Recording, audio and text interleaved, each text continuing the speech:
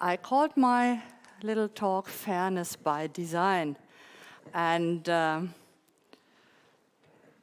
leading question really is, how can we ensure that our exams actually open doors? We don't want to keep people out. We want to enable them to get access to the labor market, to society, to life in our countries. My background, of course, you know already, I'm working with TELC. And at TELC we have a long tradition of work-related exams. The last project was this, what Olaf already mentioned, developing the German tests for work, Deutsch-Tests für den Beruf in German. We used the learning objectives, Lernziele for that, and that was a very fruitful project. And I'll pick up on a few things we did for the German tests for work in my talk. Now, what is fairness? Fairness can mean, lots of things. I have just 2 quotes here from Alte themselves, and I would like to stress the diversity of test takers and test users as we have it in this quote, the diversity. There are many stakeholders and fairness should be achieved for all of them. Second quote, I have this wonderful sentence, the term fairness has no single technical meaning, and that's really the reason why I chose it here rather than validity, for example, which is more of a technical term. I wanted to have a broad concept that I could use to tell you a bit about our experiences with our work-related tests. Of course, if you are in language testing, you know where to start with Kunan. I won't give you a literature review, but you can read things up on fairness there. He has a test fairness framework with validity at the center, with absence of bias, access, administration, and consequences. And that's great. I'm inspired by that, but I found a few slightly different points for my presentation, which by no means is my own framework. So these are the points I will focus on today: work orientation, access, constructive alignment, and procedural reliability. Sure enough, you have many other ideas about fairness and testing, but these are mine for today. So let's start with work orientation.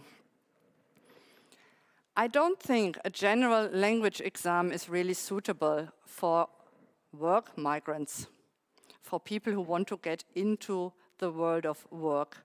And that's the first problem. Often we do offer general exams, or people just take them because they don't know better or whatever. This orientation towards work is really helpful and should be followed up on. What is work orientation? I'm not speaking about LSP tests in the more narrow sense, like a test for nurses or for doctors. That will come later today. I'm talking really about general linguistic ability, competence for the workplace, for any workplace. And the point that really seems to be most important here is that we have these various communicative situations. A work life doesn't consist of, this is always the same, but you need to be flexible, you need to be able to communicate with lots of different people. There are situations coming up every day that you didn't foresee maybe, so flexibility is the key really to communication at the workplace, I think. So that's what we are trying or have tried when developing those German tests for work.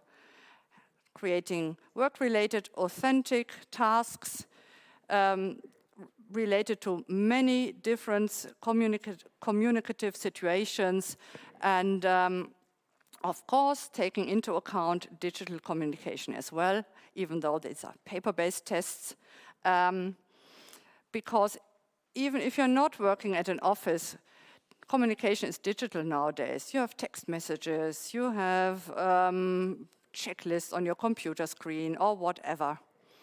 And not only because the companion volume of the CEFR stresses it so much, mediation, of course, is a thing you need at work. Mediation between different stakeholders.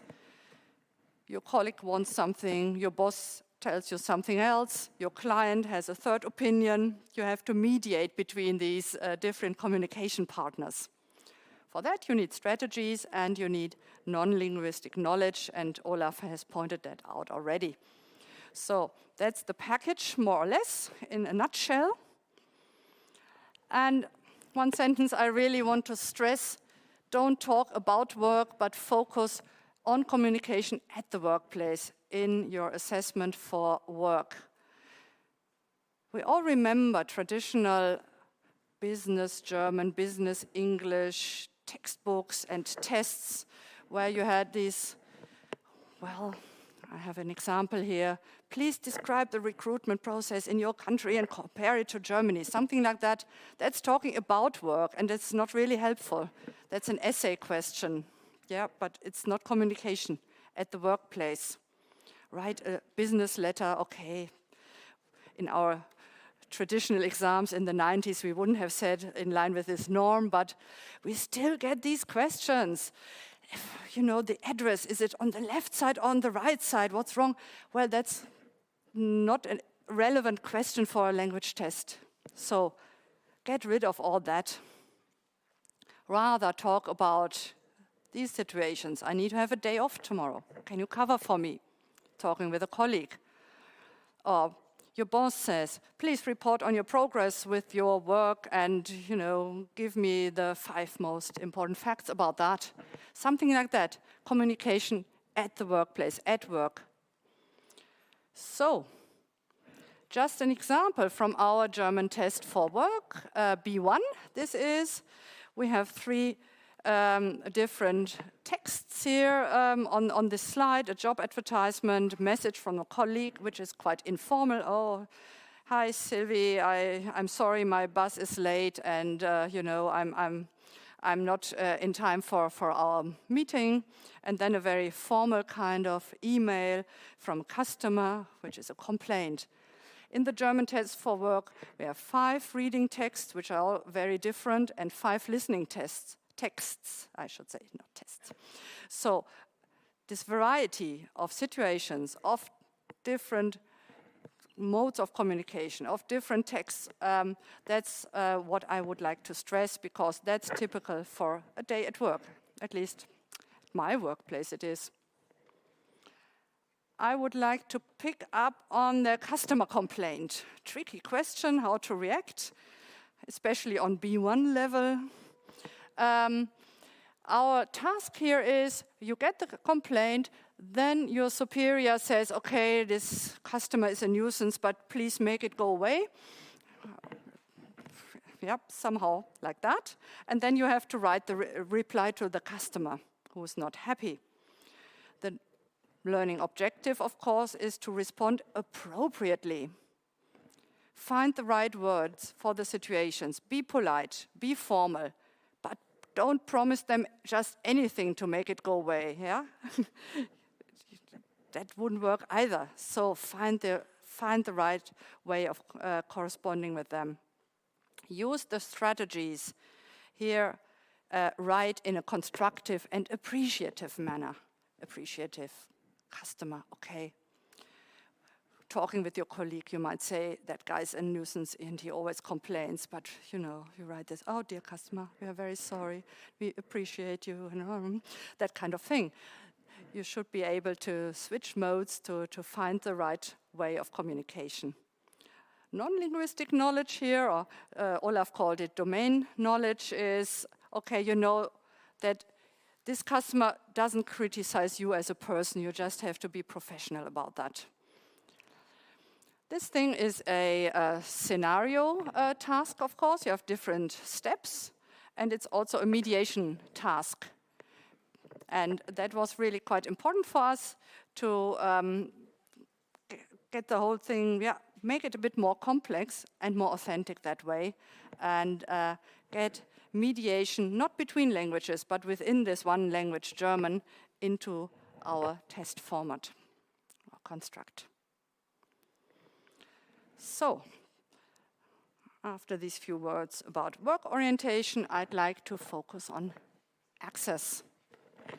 Access can mean many things, but I would like to focus on how do we develop appropriate tests for the test taker population that we have at the moment in Germany, but I'm sure in many other European countries as well.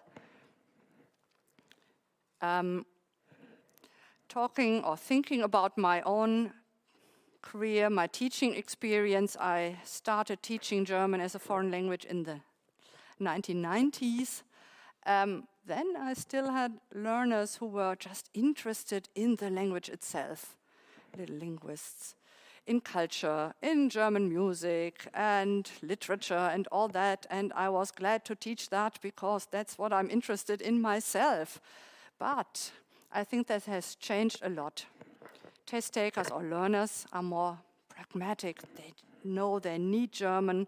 They need the certificate certainly to get into Germany or to get a job. And as we have heard already, they need the language skills as well, of course. But, you know, they're not like interested in the beauty of the German language itself. That's gone. Maybe that's a pity, but hey, that's how it is. And these are our customers, our stakeholders, because, yeah, that's the situation at the where they're learning. So one example on that. We have a special problem with writing. Many of our test takers say, I don't like to write, I can't write, I don't want to write a text, I don't do it in my L1 or in any other language as well. You don't need it at the workplace. Still, we are testing writing. How can we make this more accessible to this test taker population that we have? We certainly can't ask them to write a long essay. That wouldn't be appropriate for the population, and it's not appropriate for writing at the workplace either. What we did is we asked them to do 4 writing tasks, just small little texts, nothing that hurts very much. On the whole, you will get enough information. Actually, I should click on that. Enough information on their writing skills over those 4 tasks, but you know, it's not that challenging, and it's not as academic as a longish kind of essay, I should say, of very formal letter over 2 pages or something. So these 4 tasks are more accessible. At the same time, and that's really important, we don't compromise on the CEFR level. We do test B1 or B2 or whatever. They still have to write, they still have to demonstrate they have the writing skill at that level, of course, but it's a bit different from the traditional one-task writing construct that we have used in the past very often.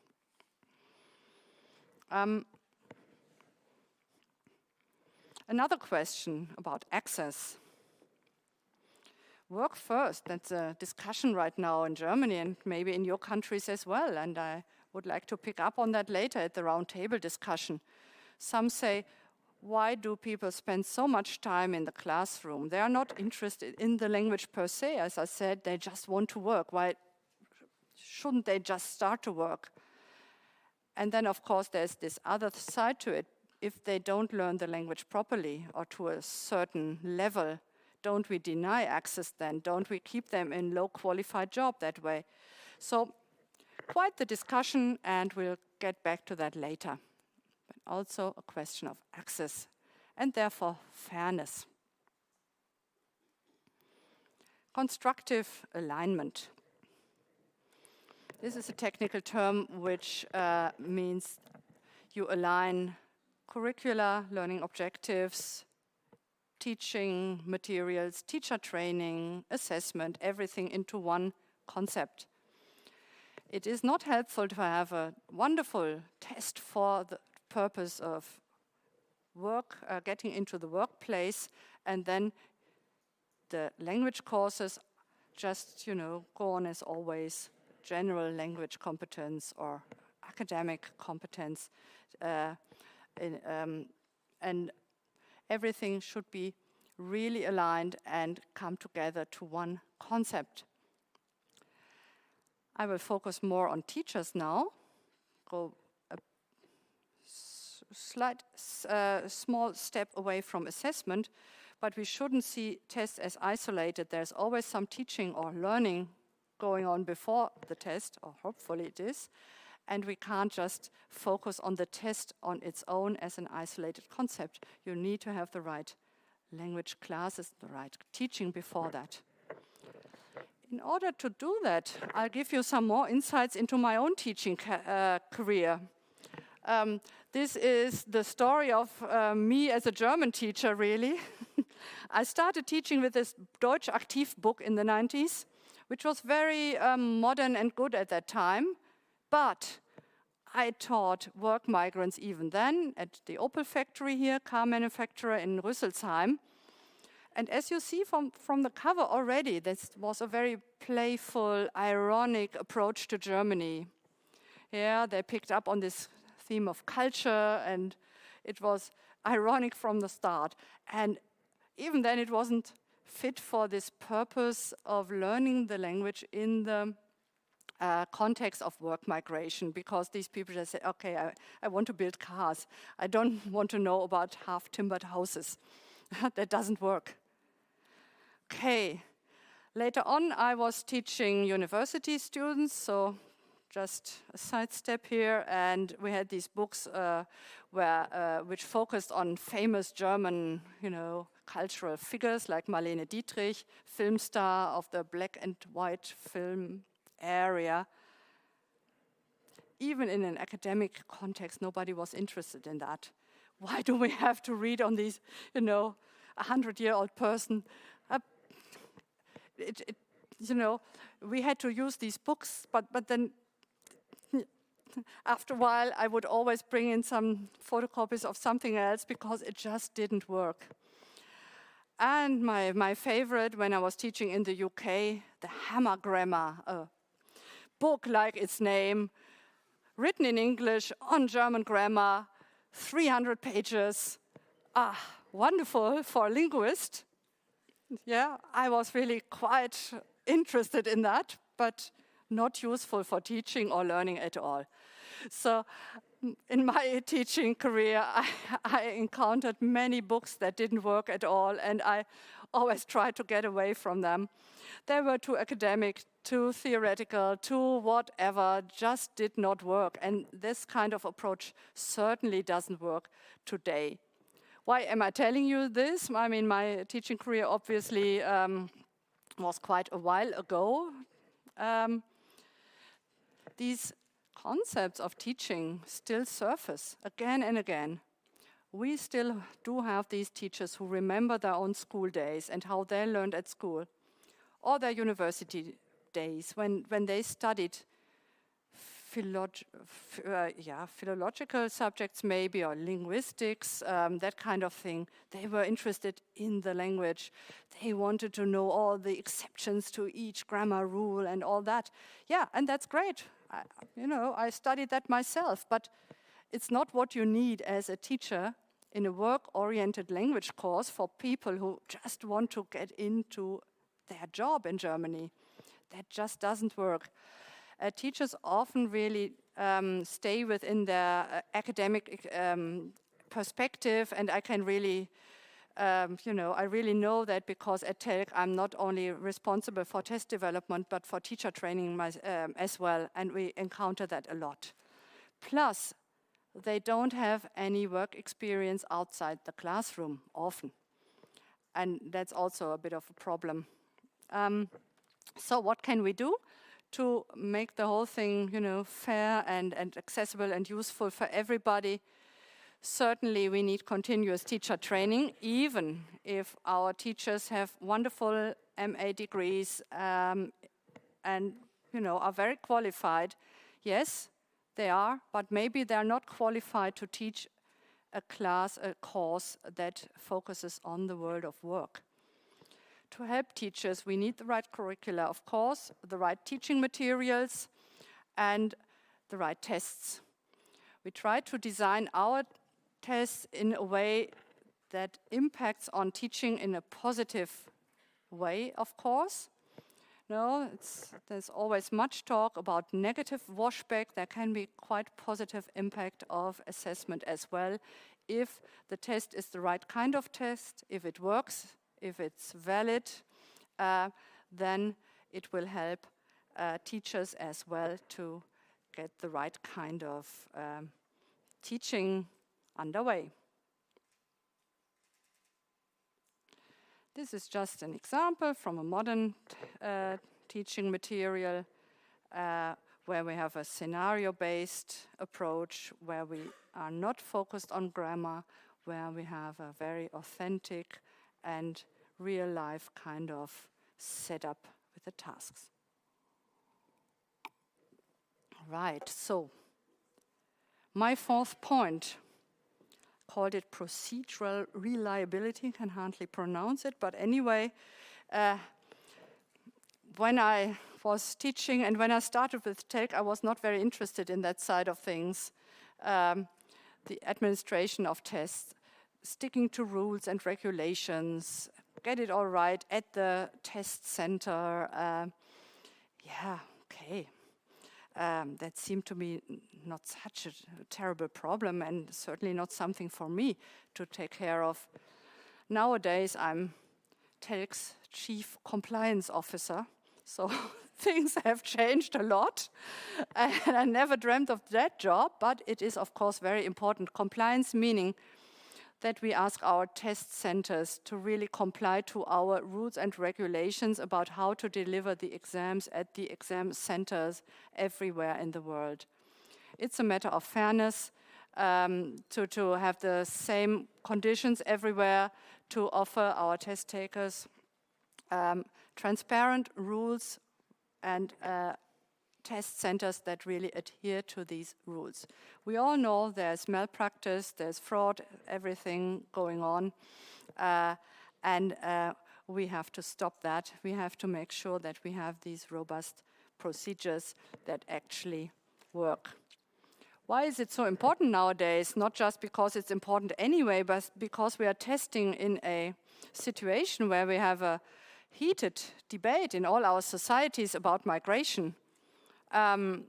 You all know we have those who are critical when it comes to migration, who want to stop migration or limit it or regulate it in many ways. And then on the other side, you have those who say, yeah, we need more migrants. We don't have enough people who actually do the work. Let them all come in to our countries. And you know, sometimes it's the same person who takes both sides. I don't understand that very well, but anyway, it's quite the discussion, of course. What do we do about migration? How can we actually find good rules about, who can come here, who can't, who can work here, who can't, and so on and so forth. So you have this in the background. And then as a test provider, you are under pressure. Picking up on this shortage of skilled labor first, in the recruitment process, the language certificate is often quite the obstacle. Employers will tell us, come on, don't be so difficult about your certification, just, let them in somehow, make your exams easier, find a way to be more accessible in the wrong way. I told you how I think access should be provided by the right kind of tasks and test construct and so on. But yeah, making the test easier can't be the way to do that. Of course, that wouldn't work. So there's quite some pressure on us. Test takers themselves, of course, call us all day, I'm just 1 point below the pass mark, and can't you find that point somewhere, that kind of thing. No, we can't find it. It's not there. We can't do anything. We need to stick to our rules, even if that sounds really strict and terrible and not very compassionate. that's just how it is and should be, really. Yeah, so what do we do about that? Of course, ALTE is doing a lot for quality. Then, of course, we need to have good exam centers that know what's at stake here, really. We need our procedures, and we need compliance measures all the way to make sure we really have this administrative process, we get that right.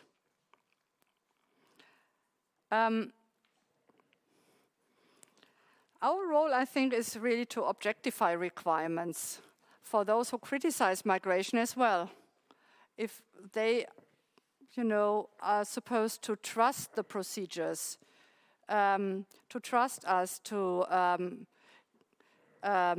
give out certificates only if they're really earned, if they're real certificates, and not just a PDF you order in China, that kind of thing. Then, even for those who criticize migration, this is something that's an objectifying factor, and that's also our role. Promoting trust in the institutions of which we are just a small part with our language test and certificate. Of course, they need many more papers and things that they have to complete. But still, we are all working on a certain stability of the whole thing, of a trustworthy journey from the home countries of our migrants into our country, into the workplace. Should be a transparent, clear, compliant chain of steps there. So, these were my 4 points that I wanted to stress today. I called my presentation Fairness by Design because you have to think about all these things before you even start designing your test. Or it's of course a part of the design phase. You can't just start writing some, test tasks, items, decide on whether you have a multiple choice question or something else. You have to think about the big picture first. Make sure you understand in what kind of context you're testing and what your test takers and other stakeholders need or expect. And that's what we are trying to do every day. That's why I love designing new tests or developing new tests, because it's always such a challenge and adventure to get onto that path.